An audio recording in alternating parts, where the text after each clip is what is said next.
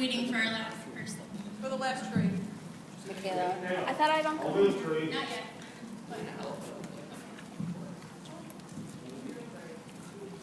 All right, so since I normally teach elementary school students, I'm going to read you a little story. And I have my special helpers here to help you visualize the story.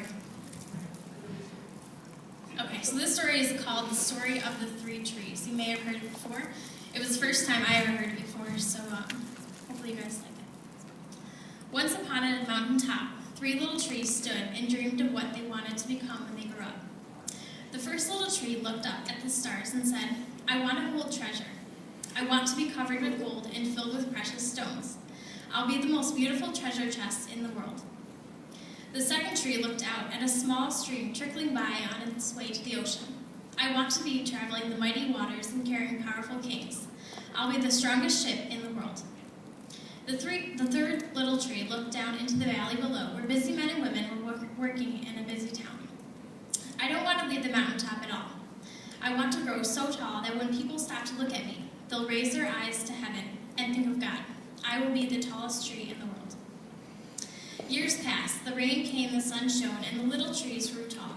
One day, three woodcutters climbed the mountain. The first woodcutter looked at the first tree and said, "This tree is beautiful. It is perfect for me." With a swoop of his shining axe, the first tree fell. "Now I shall be made into a beautiful chest. I shall hold wonderful treasure," the first tree said. The second woodcutter looked at the second tree and said, "This tree is strong. It is perfect for me." With a swoop of his axe, the second tree fell. "Now I shall sail mighty waters," thought the second tree. "I shall be a strong ship for mighty kings." The third tree felt her heart sink when the last woodcutter looked her way. She stood straight and tall and pointed bravely to heaven. But the woodcutter never even looked up. "Any kind of tree will do for me," he muttered. With a swoop of his axe, the third tree fell. The first tree rejoiced when the woodcutter brought her to a carpenter's shop, but the carpenter fashioned the tree into a feed box for animals. The once beautiful tree was not covered with gold nor with treasure. She was coated with sawdust and filled with hay for hungry farm animals. The second tree smiled when the woodcutter took her to a shipyard, but no mighty sailing ship was made that day. Instead, the once strong tree was hammered and sawed into a simple fishing boat. She was too small and too weak to sail on an ocean, or even a river. Instead, she was taken to a little lake. The third tree was confused when the woodcutter cut her into strong beams and left her in a lumber yard. "What happened?" the once tall tree wondered. "All I ever wanted was to stay on a mountaintop and point to God."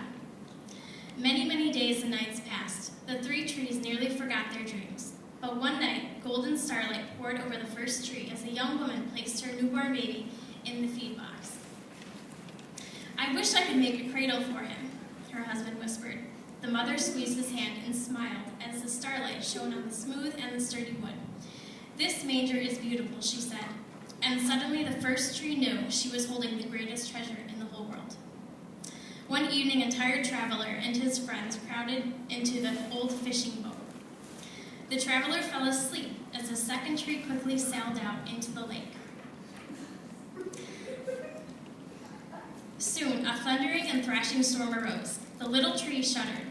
She knew she did not have enough strength to carry so many passengers safely through the wind and the rain. The tired man awakened. He stood up and stretched out his hand and said, "Peace." The storm stopped as quickly as it had begun, and suddenly the second tree knew he was carrying the King of heaven and earth. One Friday morning, the third tree was startled when her beams were yanked from the forgotten woodpile. She flinched as she was carried through an angry, jeering crowd. She shuddered when soldiers nailed a man's hand to her. She felt ugly and harsh and cruel. But on a Sunday morning, when the sun rose and the earth trembled with joy beneath her, the third tree knew that God's love had changed everything. It had made the third tree strong, and every time people thought of the third tree, they would think of God. That was better than being the tallest tree in the world. The next time you feel down because you didn't get what you want, sit tight and be happy because God is thinking of something better to give you.